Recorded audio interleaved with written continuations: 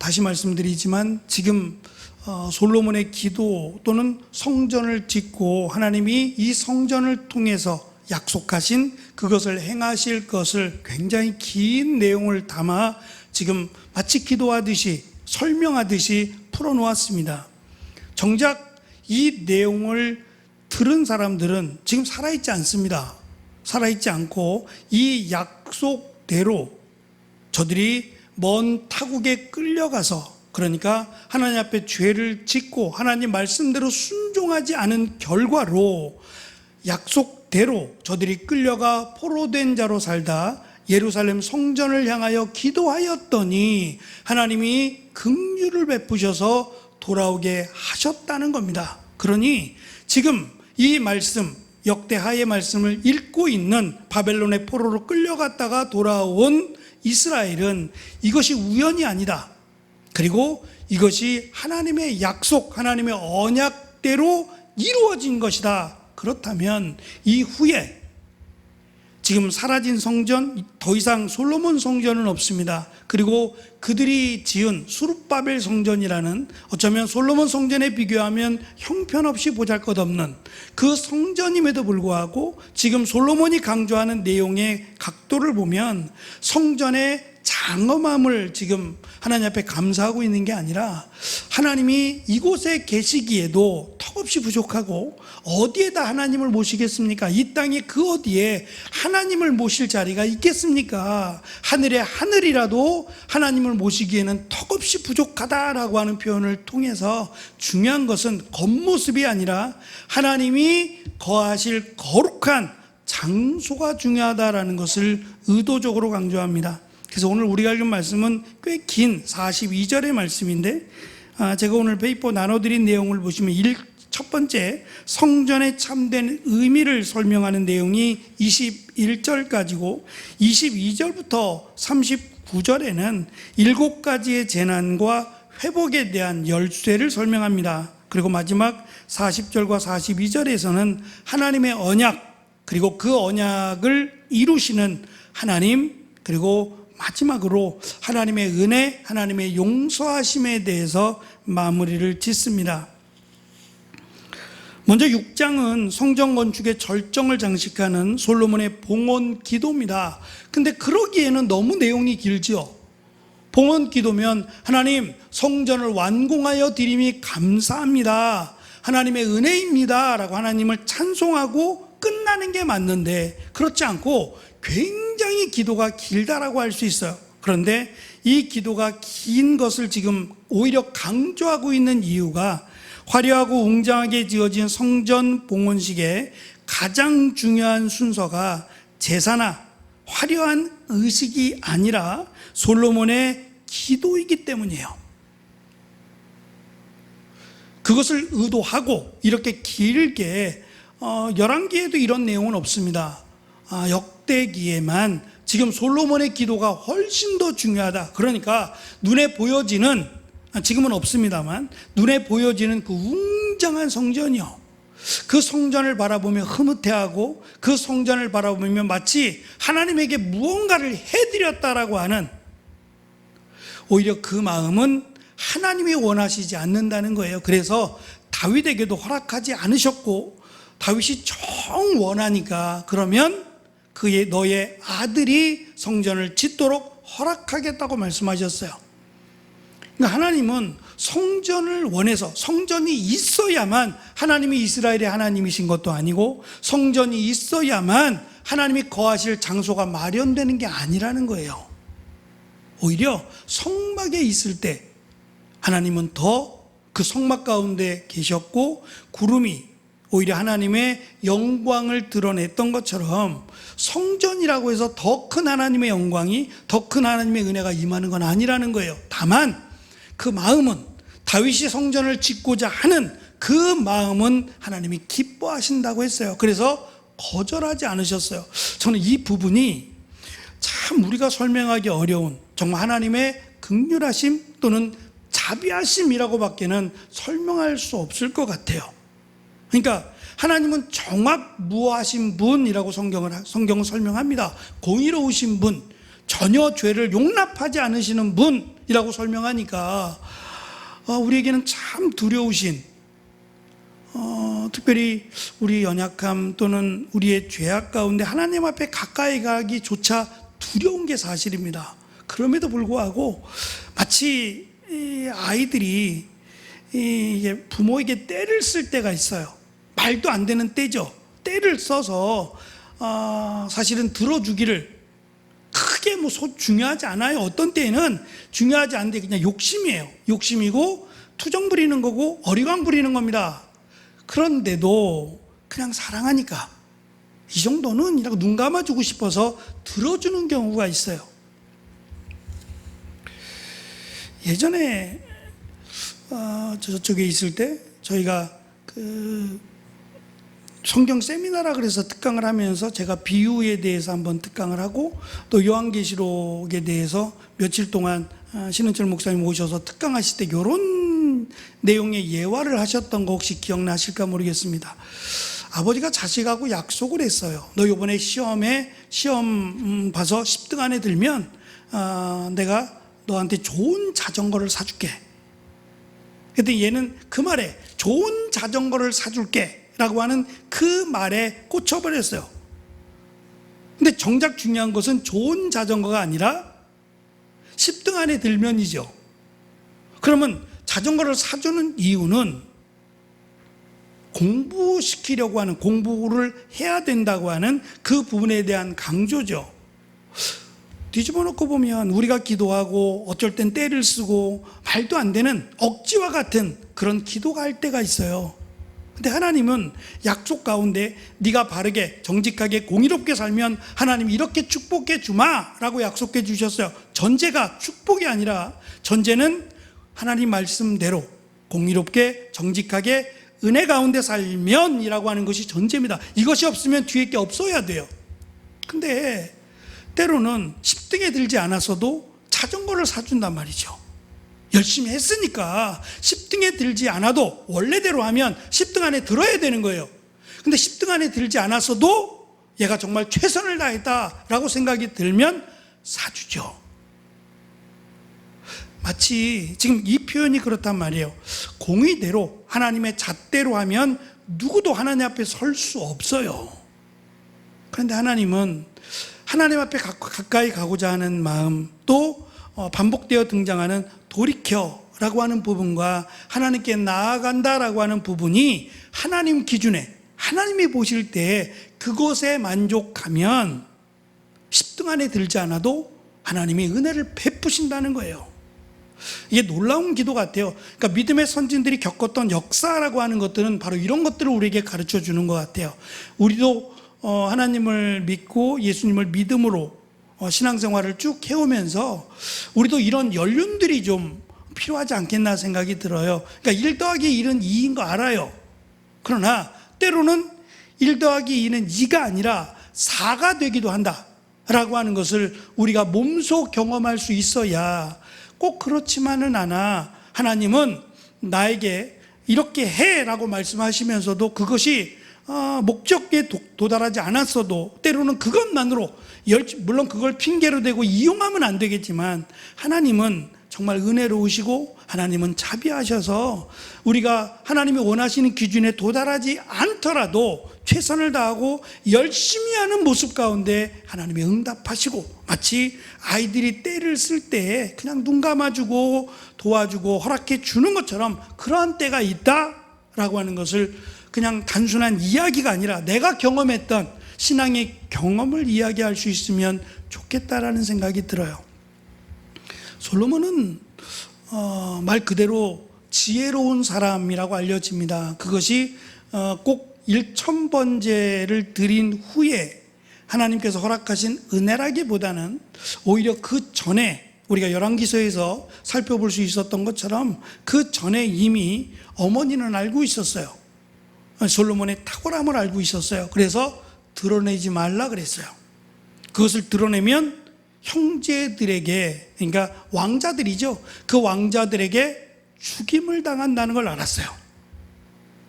그래서 지금 성경에서 말하는 지혜라고 하는 것은 조금 다른 의미입니다. 지식보다 더 보배롭고 가장 가치 있는 것으로 성경이 설명하는데, 그것을 잠언에서는 여호와를 경외하는 것이라고 분명히 정의하고 있어요.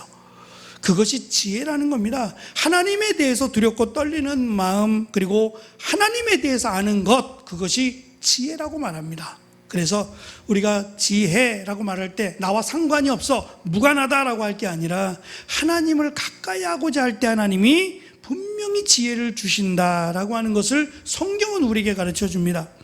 그래서 좀 제가 돌아갔습니다만, 더 중요한 것, 지금 솔로몬은 의도적이에요. 이 내용을 가지고 온 것은 다분히 의도적인데, 성전의 화려한 것을 생각하고 또 그 위용을 생각하면 하나님은 우리와는 상관이 없게 되고 하나님은 우리를 버렸다고 생각할 만하다는 거예요.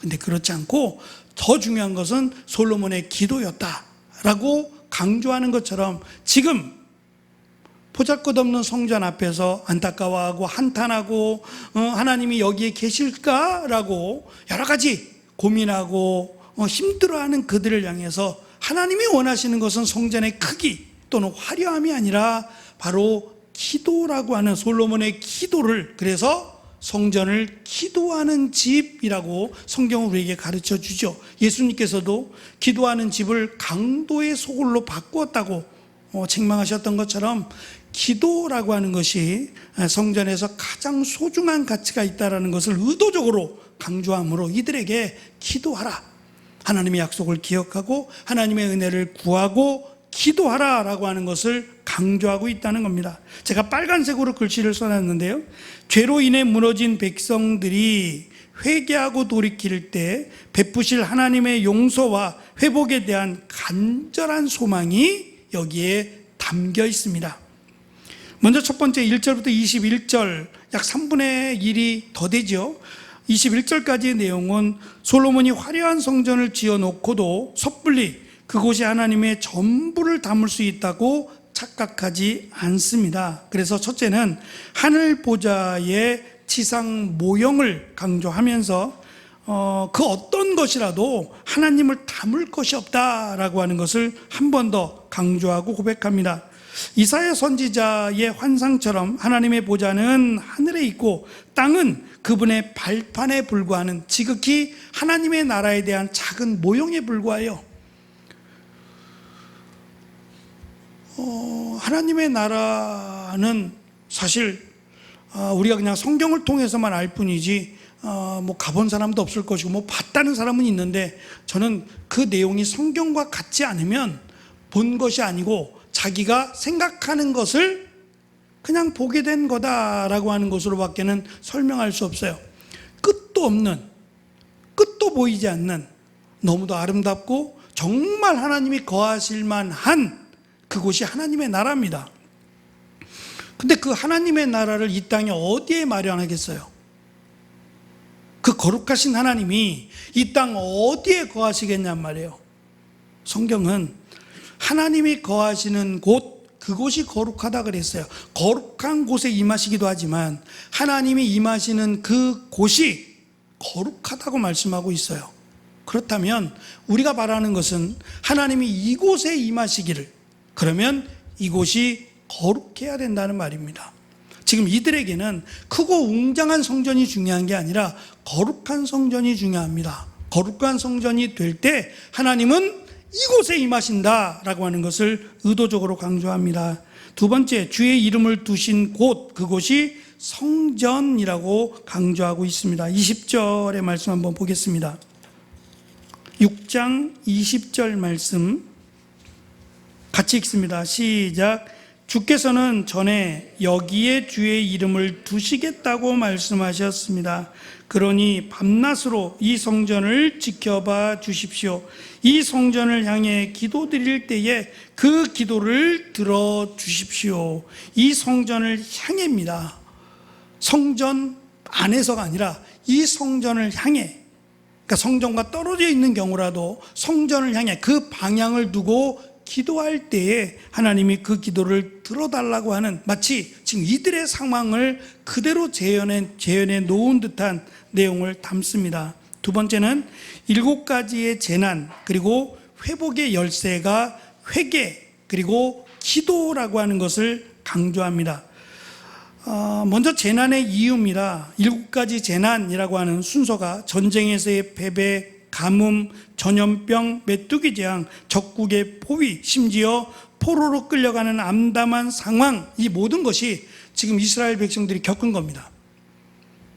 포로로 끌려갔던 이들이 다 겪은 겁니다. 이게 우연일까요? 이러한 재앙들이 우연이냐? 아니라는 겁니다. 이것은 하나님의 언약 가운데 있었던 하나님의 약속이 이루어진 일이라는 겁니다. 그 약속이란 하나님을 버리고 우상을 섬기거나 죄악을 행했을 때 하나님은 진노하실 것이며 하나님은 이렇게 징계하실 것이다 라고 약속을 하셨고 그 약속이 이루어졌다는 겁니다. 늘 말씀드린 대로 우연은 없습니다.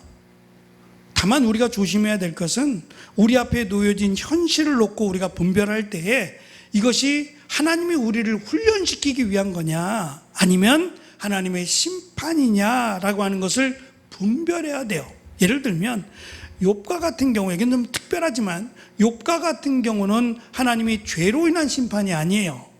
근데 누가 봐도 이거는 심판처럼 보여져요. 정작 욥도 그렇지만 자식들이 한꺼번에 죽고 그가 가진 모든 것을 한순간에 잃어버립니다. 이것을 그냥 단순한 자연적 재해, 재난이라고 말할 수 있겠어요? 그래서 여기저기에서 온 친구들이 한결같이 얘기하기를 회개해라. 네 죄가 얼마나 크면 하나님이 이토록 심한 하나님이 진노하셨겠느냐라고 말하는 게 어쩌면 틀리지 않아요. 그러나 중요한 것은 하나님이 되면 안 돼요. 판단한다라고 하는 것은 재판한다라는 뜻도 있고 판단, 재판이라고 하는 것은 하나님만 하신다 그랬어요. 그러니까 우리가 누구를 판단한다는 것은 참 위험한 일일 수 있어요. 우리는 그저 어려움을 당할 때 그 사람이 일어날 수 있도록 오히려 기회가 될 수 있도록 기도해 주는 것이, 도와주는 것이 우리가 해야 될 일이지, 우리가 비판하고 책망하고 하는 일들은 하나님의 자리에 서는 것이다 라는 것을 욥기를 통해 가르쳐 줍니다. 그래서 저들을 용서해 주라고까지 마지막에 말씀하시는 이유가 하나님의 뜻을 우리가 잘 모를 때가 있어요. 그럴 때 우리가 그 뜻을 두 가지 말씀드린 대로 하나님의 진노일 수 있고 또 하나는 하나님의 훈련일 수 있어요. 지금 욥이 당하는 것들이 욥을 넘어뜨리고 죄악을 행하게 하고 하는 사탄의 시험은 아니에요. 사탄이 이것을 통해서 욥을 하나님으로부터 끊어내려고 했던 것은 맞아요. 그러나 이 욥이 당한 일들을 욥이 죄악의 일을 걷게 하기 위한 시험이라기보다는 오히려 인간의 가장 가치 있게 두는 그 마음을 노린 것이라고 보면 돼요. 예를 들면 만약에 시험이라고 하면 욥의 것을 빼앗거나 욥의 건강을 해치는 게 아니라 오히려 반대로 갔어야 돼요. 오히려 타락의 길을 걷게 만들거나 죄악의 길을 걷게 만드는 것이 시험 쪽에, 유혹 쪽에 더 가까운 겁니다. 잘 되게 해서 하나님의 자리에 우뚝 서게끔 만드는 것, 이것이 사탄의 유혹이라고 할 수 있어요. 하나님께서 이스라엘 백성들을 광야라고 하는, 지금 출애굽해서 홍해바다를 건너고 2주면 약속의 땅으로 가요. 멀지 않다니까요. 근데 하나님은 이 약속의 땅으로 다이렉트로 인도하시는 게 아니라 돌리세요. 왜 그렇게 하셨을까? 미워서가 아니라 그들의 믿음을 시험하시고자 라고 말씀하시죠. 훈련이란 말이죠. 그래서 우리가 이 부분은 참 조심해서 주의해서 살펴야 됩니다. 지금 바벨론으로 포로로 끌려갔다 돌아와서 그들에게 7가지 재난들을 설명했어요. 7가지뿐이 아니라 더 많죠. 많지만 7이라고 하는 완벽한 숫자를 써서 7가지 재난이 어떻게 해서 왔느냐라고 하는 것을 깨닫게 하기 위함이에요. 또 올 수 있다는 거죠. 또 올 수 있다는 겁니다. 이번에 혹독한 어려움을 겪었고 하나님의 진노를 받았어요. 그리고 은혜로 돌아왔어요. 그럼 괜찮을까요?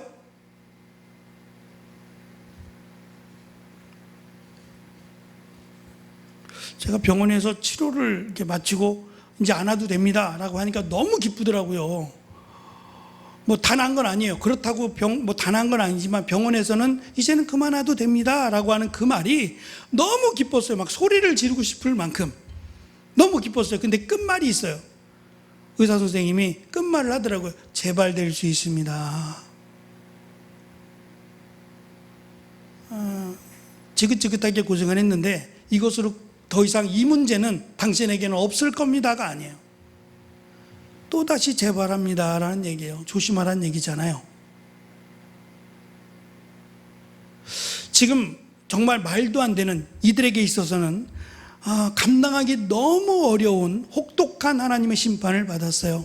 그런데 이게 끝일까요? 이제는 더 이상 이런 심판이 없다 그런 얘기가 아니에요. 또다시 어쩌면 이거보다 더 큰 하나님의 심판도 있을 수 있다는 겁니다. 그리고 있었어요. 역사를 보면 완전히 멸망을 합니다. 왜 그럴까요? 하나님이 따끔하게 훈련식 교육해 주셨어요. 깨닫게 해 주셨음에도 불구하고 시간이 지나면서 또다시 잊어버립니다. 또다시 죄악의 길을 걷고 하나님과 전혀 무관한 삶을 살아갔을 때 하나님은 또 그들을 심판하셨다라는 것을 강조합니다. 유일한 해결책, 그것은 돌아옴이라고 설명합니다. 자신의 죄를 스스로 깨닫고 돌이켜 성전을 향해 기도하는 것, 이것이 유일한 열쇠입니다. 하나님의 심판을 피하는 방법이에요. 그냥 단순히 용서해달라는 게 아니라 돌이키는 겁니다. 끊어내는 겁니다. 더 이상 그러한 죄에 가까이 하지 않는 것, 여기서부터 시작하라고 말합니다. 세 번째, 언약에 신실하신 하나님, 그리고 완전한 용서에 대해서 짧지만 40절부터 42절의 내용을 기록합니다. 먼저는 다윗의 언약을 언급합니다. 다윗에게 베푸신 하나님의 은총, 은혜를 기억해 주실 것을 간구합니다. 하나님 잊지 말아달라. 하나님이 약속하신 그 약속, 은혜의 약속을 기억해 달라고 기도합니다. 그리고 마지막 구약 시대에는 제사와 기도를 통해 하나님의 용서를 구했지만 인간의 고의적이고 치명적인 죄를 완전히 해결할 수는 없습니다. 그러나 인간이 되어 완벽한 속죄의 제물이 되심으로 우리의 죄를 대신하여 죽으신 예수님을 통해서 우리는 더 이상 죄인이 아니라 의인이라고 하는 칭함을 받게 되었습니다. 더 큰 은혜죠. 그러면 이제 이 약속대로 비춰보면 그의 합당한 삶을 살라는 겁니다. 하나님의 언약 백성이었어요. 그럼에도 하나님의 심판을 받았어요. 그러면 이제 의롭다 칭함을 받은 하나님의 백성이라고 해서 하나님이 그냥 마냥 심판하지 않으시냐? 그렇지 않다는 거예요. 그래서 강조한 것이 행함입니다. 믿음이 있노라 하고 행함이 없으면 그 믿음은 죽은 것이라고 했어요. 이것은 경고입니다. 경고. 그러니까 그만한 행함이 있어야만 구원받는 건 아니에요. 구원받은 하나님의 백성이라면 이 전제입니다. 그러면 그 믿음에 합당한 행함을 가져야 한다는 거예요. 그러니까 끊임없이 그 믿음에 합당한 행함을 우리가 행할 수 있도록 노력해야 된다는 의미입니다. 오늘 주신 말씀의 핵심 강조를 보시면 바벨론의 절망을 깨우는 회개와 기도의 선언이라고 말할 수 있을 겁니다. 이 내용은 한번 읽어보시면, 제가 설명을 다 드렸는데 읽어보시면 좋겠습니다. 마지막, 지금 우리가 살아가는 이 시대로 적용을 해보면 세 가지를 말할 수 있을 겁니다. 첫째, 돌이킴이라고 하는 겁니다. 더 이상 죄악의 길에 서지 않고 돌이켜 하나님의 말씀 가운데, 하나님의 은혜 가운데 살아가는 것, 이것이 회복의 시작임을 강조합니다. 두 번째, 한 예로 2차 세계대전에 참혹한 포로 생활을 하고 그것으로 인해서 분노와 알코올 중독 그리고 악몽에 시달리던 루이스 잠페린이라고 하는 사람이 있는데요. 그가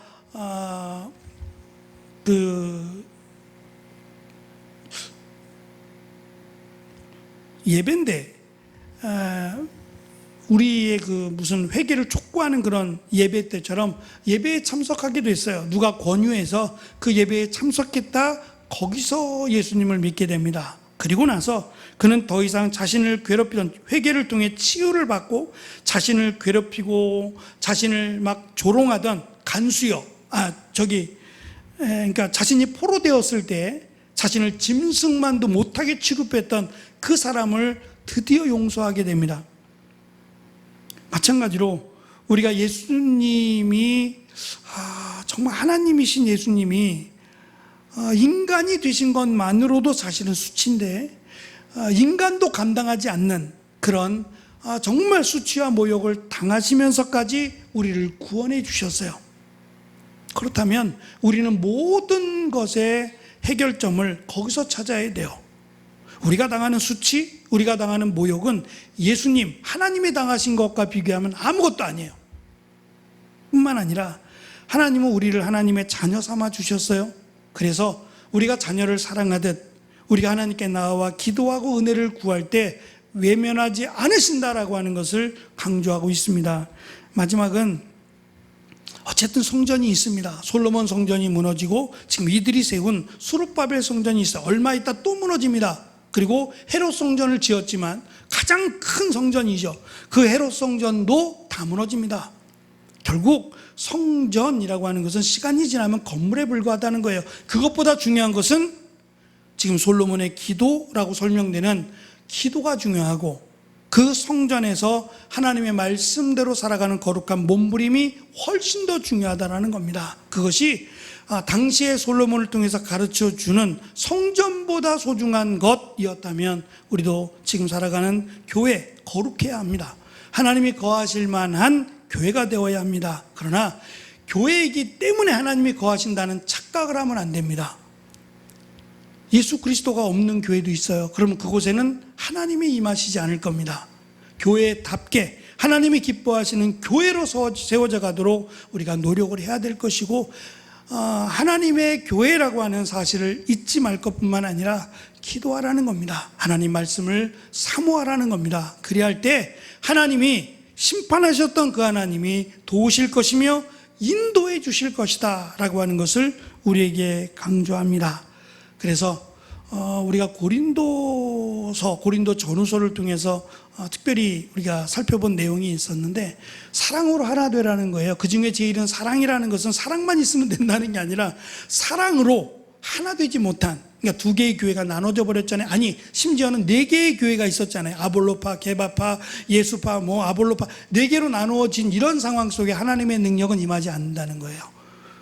아무리 열심히 있고 사모함이 있어서 어떤 교회보다 은사가 많았던 교회예요. 근데 은사가 많다고 하나님의 축복이니까요. 은사가 많다 그래서 사랑이 없다면 우리는 꽹과리와 같다 그랬어요. 가장 중요한 게 그리스도의 사랑으로, 그리고 또 한 가지는 그렇게 그리스도의 사랑으로 하나 된 교회에 성령님이 함께 하실 거라는 거예요. 하나님의 은사, 하나님의 축복이 그런 교회를 통해서 교회뿐만 아니라 교회 안에 속한 성도들의 가정에 흘러 넘치도록 하나님이 주시겠다 약속하셨어요.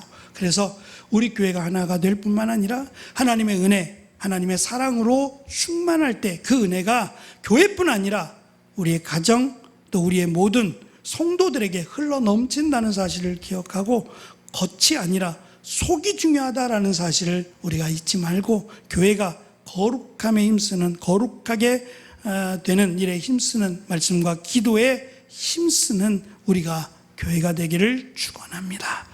기도하겠습니다.